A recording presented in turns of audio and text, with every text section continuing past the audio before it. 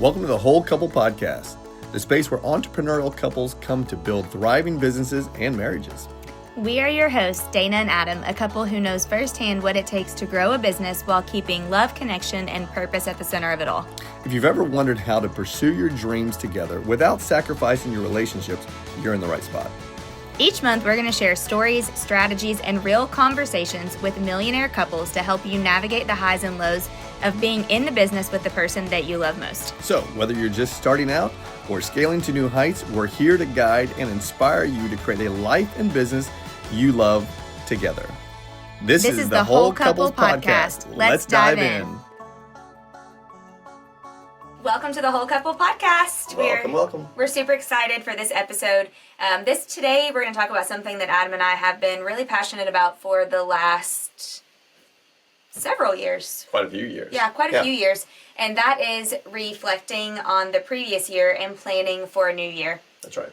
And ironically, I feel like we talk to a lot of high achievers who don't and or won't slow down long enough to actually be able to reflect on the previous year and then plan for their upcoming or for their next year. Yep. And it's something that we've learned from John Maxwell. He calls them the bookends of success, which are reflection and preparation. And for many years, I never did that. All right. Well, let's go back though, and let's talk about the word slow down. Yeah. Because that truly is, either as entrepreneurs or couples or W-2, it doesn't matter where your money comes from. Slowing down to be able to do this is probably one of the most important things.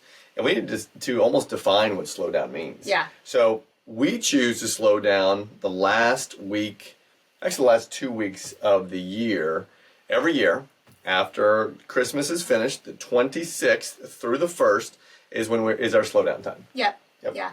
Like we're literally taking the last 2 weeks off. And usually we're ready for it. Yeah, that's true. We've had such a busy year that we're ready for it. But it's very refreshing for me. It's like a breath of fresh air to just be able to slow down and wind down and be able to have that time. And it makes me think too of why a lot of people take sabbaticals. I mean, Sure. in the spiritual world, in the faith world, pastors and a lot of spiritual leaders, they're very big on taking sabbaticals, and that's basically what we do. Right. For at the end of the year, the day after Christmas through usually, today we're recording on January 5th. Right. So we go back tomorrow. We're finished though. The slowdown's finished. Yeah, we go back to the real world tomorrow. But you know what? I'll share a live example of something that this has really been bothering me for the last 2 days. But I had an incident pop up with some of our agents at the office, at one of our offices, and one of our leaders had a conversation with them and said, "Hey, Dana's actually out until January 6th, and their response was like they didn't care, that they wanted to have a conversation, over the weekend. And it really took me aback because I think we've gotten to a space where we sometimes don't respect people's, personal time or personal time off. And it's like when you have 365 days in a year and you work 350 of those days, and then you have 15 that you're going to take to have planning time and let your brain go down. And so I don't know, it made me think about personally being a little bit more respectful of people's time when they are out, because I know the importance of it, instead of just wanting an instant answer on things. Well, here's a couple things that we can say to that. Number one is you can't control other people. Right. You can only control the controllables. Both of us read this book over the holiday break, the Let Them Theory by Mel Robbins. Fascinating, amazing, life-changing. We need to do an episode on that too. We definitely will. Though you're always teaching people how to treat you. And if you choose to slow down, number one, it's all about expectation setting. Yeah. Right? Setting the expectation properly out of the gate. If you're a team member, if you're the leader of a team, if you're the CEO of a company, if you're the chairman of the board, it's all about setting expectations during that slowdown period. Yeah. And you get to set the expectation of whatever you want. I'm accessible by phone, I'm not accessible, I'm out of pocket, whatever it is. And then and this is just my opinion, however anyone else reacts, you can't control that. Yeah, let them. Yeah. Yeah, just let them. Okay, so we're going to share the model that we follow every year to reflect on the previous year and to plan for the upcoming year. And truthfully, we've kind of borrowed and stolen bits and pieces of these from John Maxwell, from Mark Cole, who are mentors of ours. We recently took some questions. Who are those last ones from that you're going to share? I don't even remember. Here's that. We didn't Oh, borrow. these are Gary Keller's. Yeah, we didn't borrow or steal. We were taught these. Yes. There we go. That sounds better. That's right. Yeah, we were taught these. Yeah, we were taught these questions, and so they've really helped us over the last several years. But I first will say the very first thing we do, and we kind of talked about this, but we slow down. So we have a mad dash up to, in this case, Christmas Day typically, and then it's wild again on Christmas Day. And then on the day after Christmas... Well, hold on. Let's... Mad dash, if you've watched our Instagrams, honey, your mad dash in Christmas at our house, first of all, we took it all down yesterday. 12 hours. I mean, back-breaking work to take down all of our mad dash setup, though. You truly built a winter wonderland at our house. Yeah. It's gorgeous. It's so festive. And that is hard work for you. Yes, it is It's a labor of love, and it's hard work. And so you put that up with such joy. It really sets the mood in the house, and so fun and so neat. And that is part of the Mad Dash, though. And then you have parties. We have parties.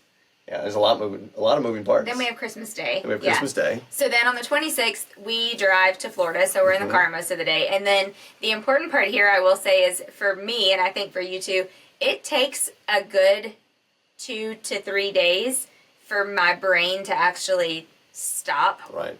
Like stop working and to get in a space where I can even think about reflecting and planning.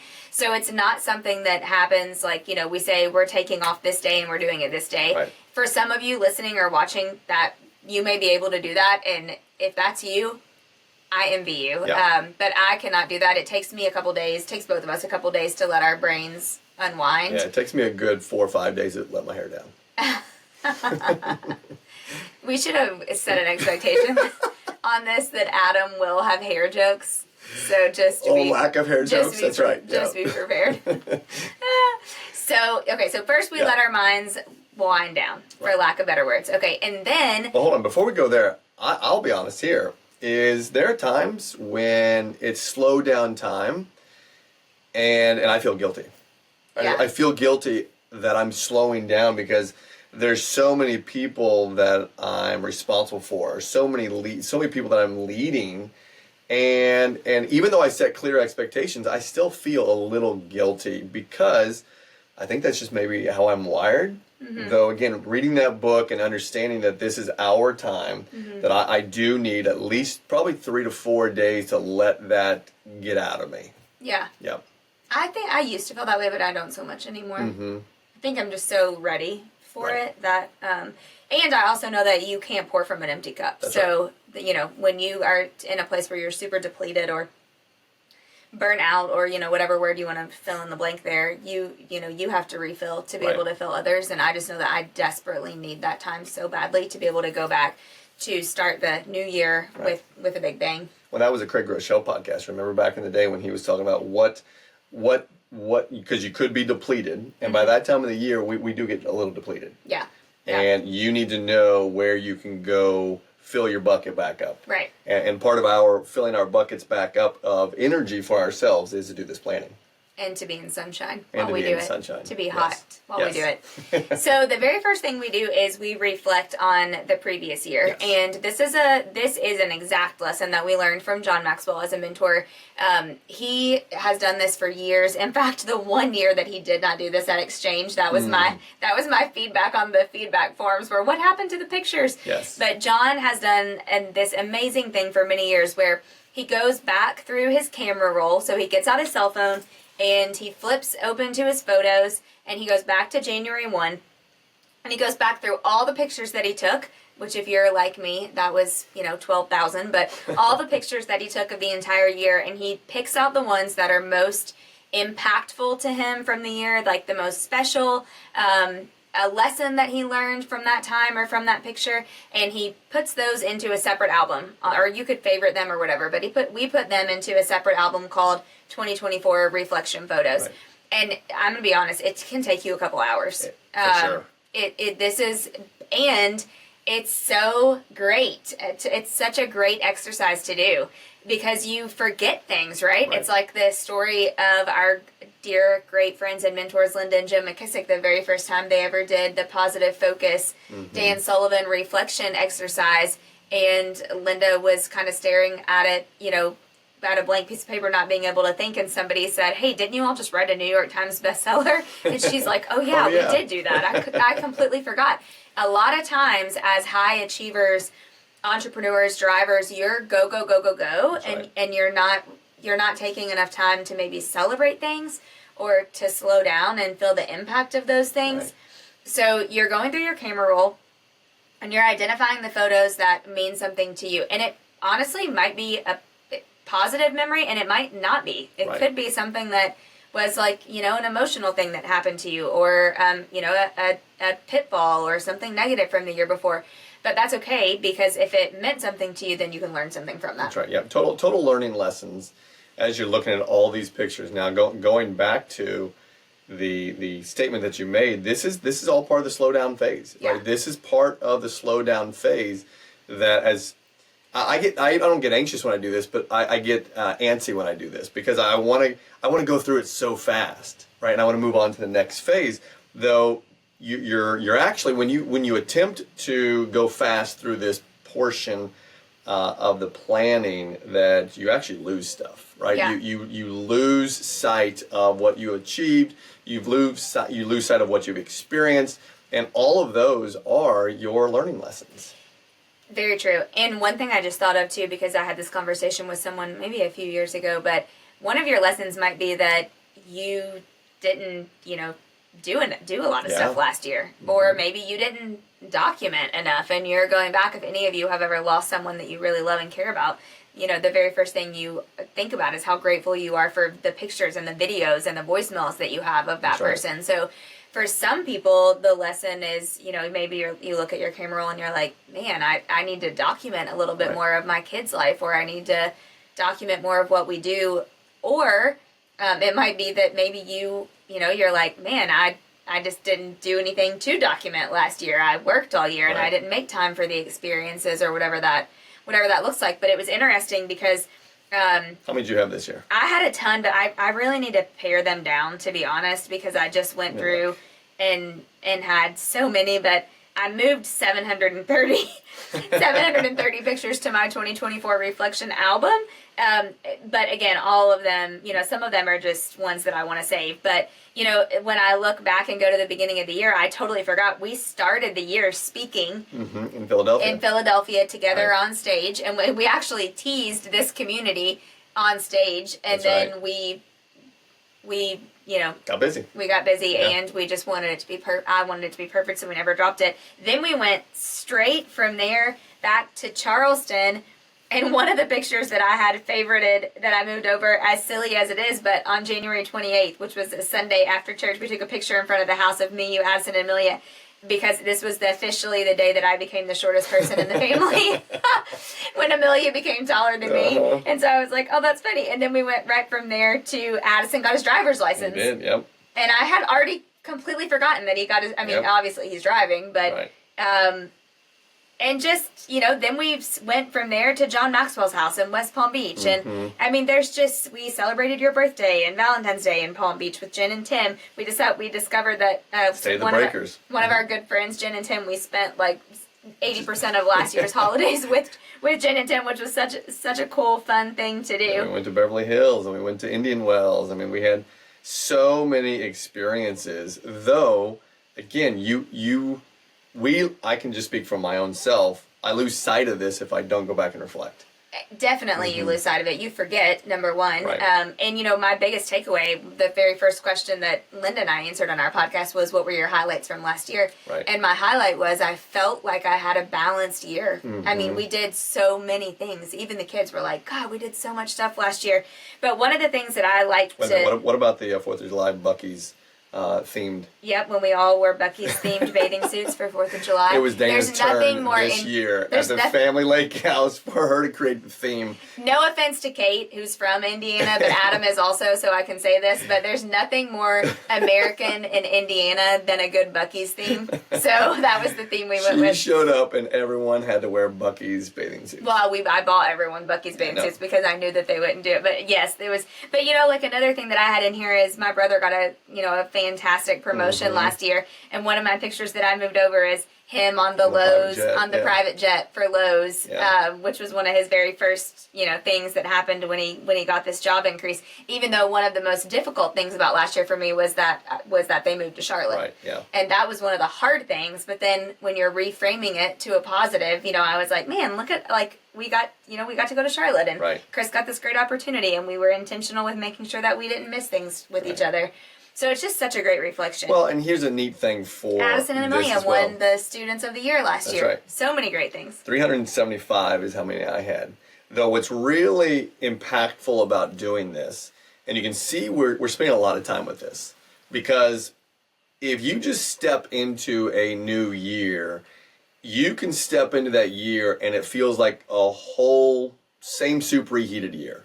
Right? It's just like, gosh, I'm doing this all over again. And what lives on the other side of that is complacency. Or it can be like, man, where did last year go? That's right. Yeah. Like normally you're like, oh my gosh, it's January 1st. Where did the year go? That's right. Which we've done many times. Yeah.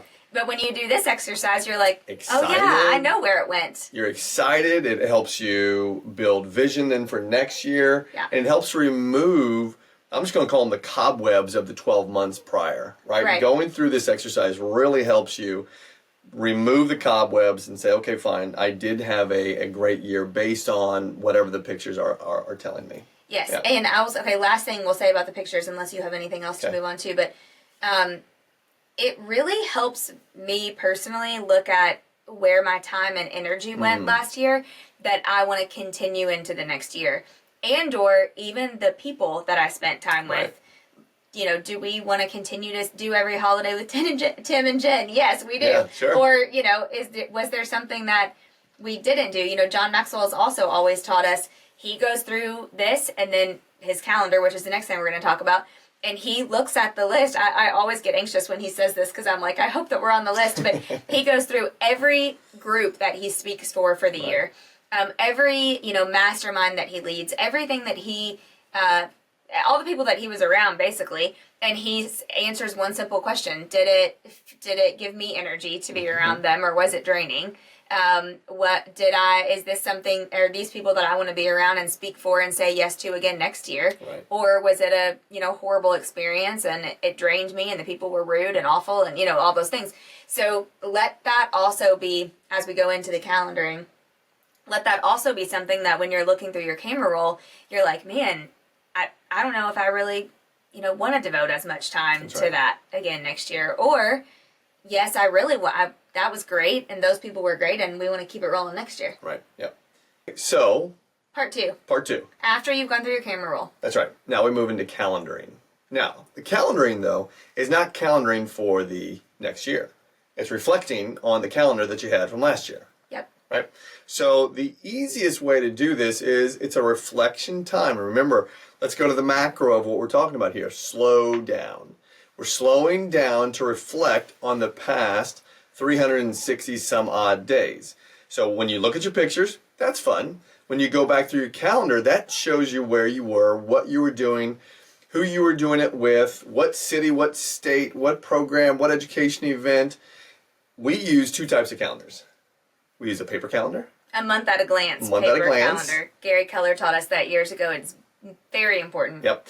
And then we use our digital calendar. Yep. So digital calendar for me is more day to day. Hour by hour. Hour by hour, where the paper calendar is that exactly like it sounds. It is a month at a glance and we can see where I am, where she is, where the kids are. It's not really a family calendar. It's just a macro-based calendar. Yeah. And like for us, it's shared with, certain people, like mine is shared with Heather, and we always, actually my mom looks at it to see when I'm where and when we're doing what for the dog purposes. Right. when we have, tennis tournaments for the kids, all those things. Right. But it's very important and we should take just a quick pause there. I have shared this with so many people, but if you are not using a calendar and taking control of your time, you're going to hear this from every couple that we interview, every net worth millionaire that we bring to you guys on the podcast. They're going to say that they have good control of their calendar. That's right. And that they keep a fairly detailed time blocked calendar, and most of them, I would say 75% or more, do a month at a glance calendar also. Yeah. So go back, pull out your calendar, and look to see where you were. Start in January. If you want to go macro, you can look at the month at a glance. If you want to go micro, you can look at it day by day, hour by hour, and reflect on everything that you did. Now, if you want to get really, really detailed, I love tracking, you can actually go see how many hours did you spend with certain people. I know inside of Google Calendars, there is a feature that per day, it shows you what percentage of your day you're actually spending with what specific time block, if you will. Oh, right? I so, didn't know that. So mine says the number of clients that I'm working with, the number of hours in the community, the number of minutes I'm working with our leadership team, and so on and so forth. Yeah. So you can go back and look at that. But though, the whole point of this is to reflect on your calendar. Yep. So after you've reflected through your camera roll and then on your calendar, we move into preparation. That's right.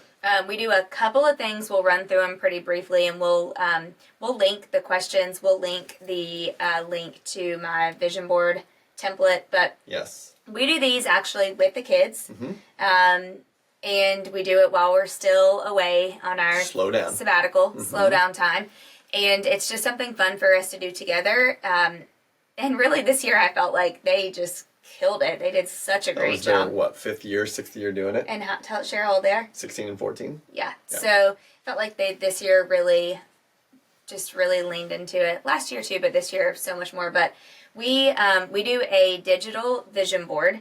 So actually back up. Before the vision board, we answer a list of questions. Right. And I'll share the questions with you now. Okay. So the first one is, what made you proud this year?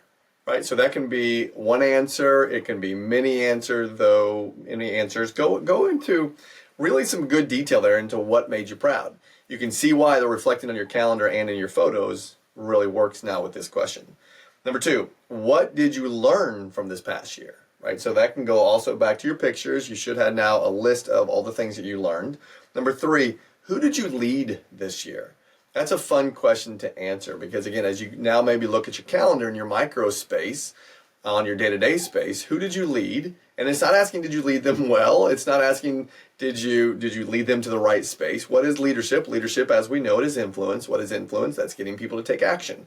Right? So who did you lead this past year? And remember, everyone leads someone. That's right. Yep. You all lead yourselves, and even Addison and Amelia had answers to that question of people that they led last year, which was so cool to hear. That's right. So everyone, you might have to think about it for a minute if you aren't a leader of a group or organization, but everyone leads someone. That's right. Number 4, what held you back this year? Now, I want to give you, this is how I would work with some of my coaching clients. What held you back this year? What you're going to get there in the very first, you're going to battle with your ego here. Right? You're going to battle with your ego because what held you back? Well, not a lot of things held me back this year. Okay, let's go a little bit deeper. If you could specifically list 3 things that held you back, what were those 3 things? Now, what I want you to do is when you start to make this list, go ahead and ask yourself this question. I don't like this question because it starts with a WHY, because I think that's one of the least powerful ways to ask a question, though, ask yourself why. I'll give you an example. So I put down here, what held you back this year? Simple answer was lack of commitment to my lead generation space and an inbound lead source. So I could stop right there, though if I ask myself why, I can go a little bit deeper and then go a little bit deeper. So I have 1, 2, 3, 4, 5, 6, 7 answers in this one, but it stemmed from one and I went all the way down to the root of it. So go find the root of what held you back. Number 5, do you still love what you do?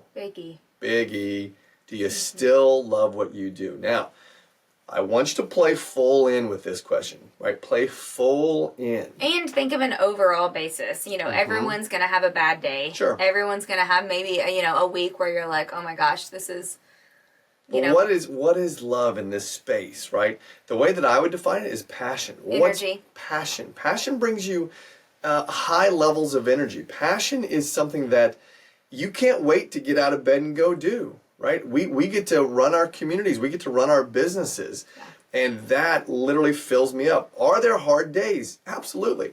If you're working 340 some days, you're going to have some challenging days. Though, do you still love what you do? Did you write down yes? Yes. Me too. Okay. Number 6 out of 9. Are you willing to pay the price again this coming year? Yeah. Are you willing to pay the price again this coming year? So that is, are you all in? Yeah. And if you answer anything less than a yes or 100%, you should go ahead and dissect what that really means. Number 7, what's the most important thing for you right now? Okay, so you saw we went from past and now we're bringing it to present. So what's the most important thing for you right now?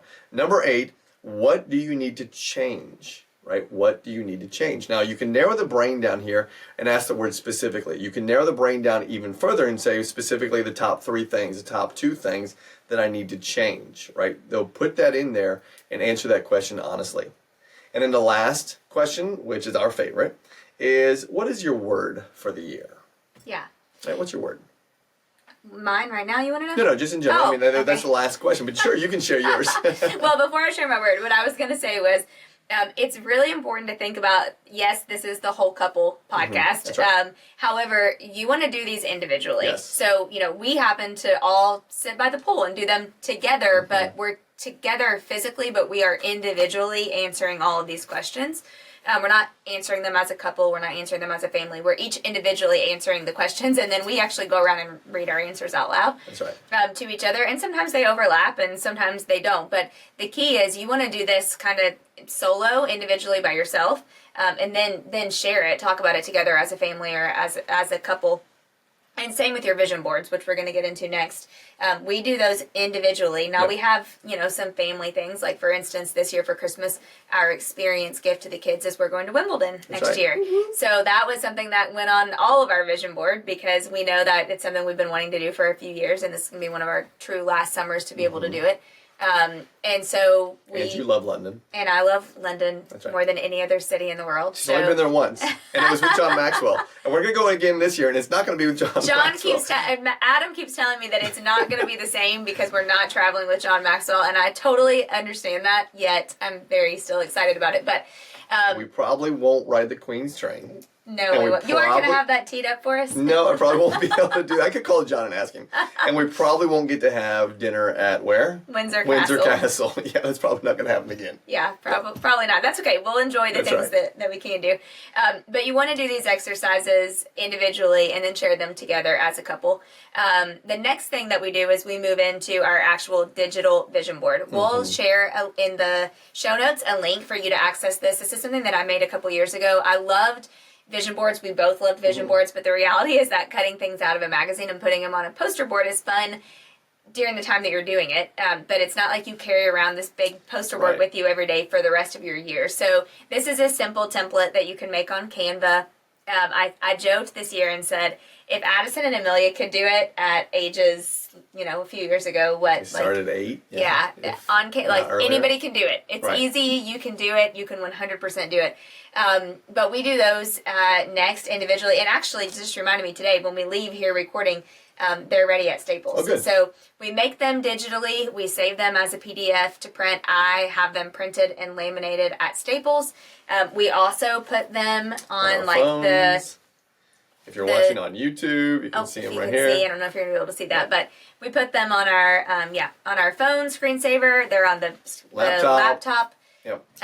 So the key, I put mine in my journal. Like the key is to not make one and then not look at it. It's a vision board. Yeah. You have to see the vision. Now, I want to challenge everybody here because here's the thing with the vision boards that I've come to learn, love, and now teach. The vision boards are your rewards. Think about that. They are your rewards. They're not your goals. Your goals are what you're going to set in your specific businesses, right? Or in your specific jobs or in your specific, whatever it is you're looking to accomplish. Those are your goals. The vision boards I like to call them the rewards. And I'll attach goals to the rewards and that unlock the vision board, whatever they are. I'll give you an example. One of my coaching clients, he had a goal and he attached the goal to a vision board item, which was a Rolex. And he was able to unlock that Rolex when he achieved the specific goal that he wanted to. And then he went down, I think he bought it in Miami somewhere, and went down, made a vacation out of it, bought the Rolex because he achieved the goal. I love using the vision board as a visual motivation so that you can achieve the goals that you set and then give yourself the reward. You're about to see a real life couple disagreement. Good. Let's do it. I don't do that. I actually put the goals and the rewards all on the vision board, Perfect. which is why mine looks like, Oh my gosh. very overwhelming and wish we very could show it to detailed. you right I know, now. I wish that you could see it. I'll link it just for fun. But I do, and that's only because I am a very visual person. And so I need to see the goals on there with the rewards just to keep me kind of tied to them. And also, there are some things too on my vision board and on Adam's too, that we've That'll be had accomplished this year. for 2-3 Yeah. years. Yeah, I mean, they're not going to be accomplished. Well, maybe anything's possible, but they likely won't be. We likely They're are not. longer term visions. Yeah, we likely are not getting a private jet in 2025. We might get a Ferrari in 2025. No, we're not. but it is a long term goal, and something that as You of can right set now up your is still vision board, staying on there. yeah, any way you want to. I just Yeah. like to use it as a visual, as a reward for the goals that I'm attaching to then the desired outcome of whatever that is. Yeah. Yep. Yep. Absolutely. Okay. So after you've answered the questions, you've made your vision board. The next thing is you get back out your 2025 or your new year Next year. calendar, your month at a glance, and then we start to fill in the calendar with important things that we aren't going to miss. That's right. Anniversaries, birthdays, our trips, our family vacation time. Oh, that goes first. All of that All goes that first. goes Remember, first. those are as they say in what is it? And maybe who said that? Is it in One Thing or Gary Keller said it in Quantum Leap? But What? those are the things Oh, right. that if you drop and they shatter, right? They're not They're not rubber, gonna like they're bounce not back. going to bounce Right. back. So you want to put those things that are most important to you in your family and you as a couple in your calendar first. We do that every year. Yep. And then, which we still need to do that. We still need to put a couple things. We're going to spend time doing that today. But, and then after that, for us goes in Education. yeah, learning events. So how many times are we going to a John Maxwell event? How many times are we going to a, some sort of convention, mastermind? How many times are we learning? Yeah. One thing I'll say about that right there that I had to grow into. So this is something that probably only in the last couple of years I was an event junkie, let's be real. I loved going to events, I loved to network, I loved to meet people, I loved to learn new things. Though as we continue to grow our communities and our businesses, instead of just arbitrarily going to events now we get really intentional with our educational pieces, right? What really aligns with what it is we're looking to accomplish and who do we want to go meet? We'll go to events specifically just to meet specific people, and we will go to events that are specific to what knowledge do we need to gain to bring back to like this community right here. Yeah. Right? You in this community, you will feel our reach because of the events that we've gone to. Yeah, absolutely. Love it. So after events, then we will put in, mostly from there, work things. Yeah. We do kids tennis tournaments. We do, if he's going to be out of town for something, if I'm going to be out of town for something, then we just kind of get down to more like the more detailed Yeah. type More granular things. stuff, yeah. Yeah, into the calendar. But they're on all of our calendar. I mean, we've shared things. In fact, like I'm getting ready to be gone, and Adam didn't have that on his calendar. And this morning we're getting ready, and he's like, "You didn't tell me you were going to be gone. It's not in my We calendar." hadn't done it yet. Because right? we hadn't done that it part yet. Yeah. And so the end of the month, you're going to be in Kentucky, I'll be in Utah, and the kids will be home alone. They'll figure it out. We'll figure it out. But the reality is that when we don't do that, as you can see, like it kind of did this morning, it can cause like friction. That's right. Or tension or stress or, just not necessary feelings. Yeah. Where when we are prepared and planned and we have those things together as a couple, everything else kind of runs a little bit smoother. I totally understand. I might tend to be a little more OCD on things like that. And it's because the reality is we live highly scheduled lives, especially at the stage of life that we're in right now. Tennis tournaments almost every weekend. One tournament's in Georgia, one tournament's in Virginia. You know, I'm in Kentucky, Adam's in South Carolina. We have a Gary Keller always taught me not to say that you are busy, you are highly scheduled. That's right. And we live highly scheduled lives, like I know a lot of you guys do that are watching and listening. And so the more you can be intentional with the preparation of it for the year, the more success that you'll have and the less friction you'll have as a couple moving into the year. Yeah. And again, it's you keep using the word friction. It's one less thing that you'll have to put energy, right? Combative type energy too. I didn't know you were going to be there. You didn't know I was going to be there. Well, shame on us, right, for not being prepared ahead of time.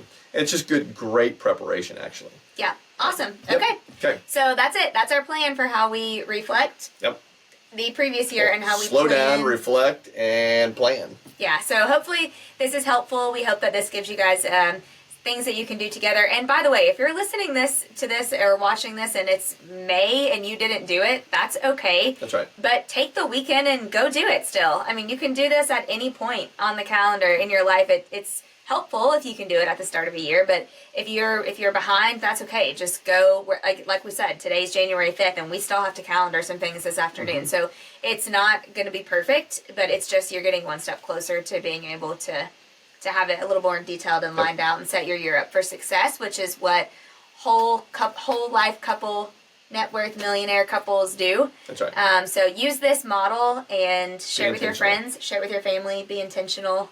Yep. Like and subscribe. That's right. That's right. Thank See you you next guys. time. See you next See you guys. Bye.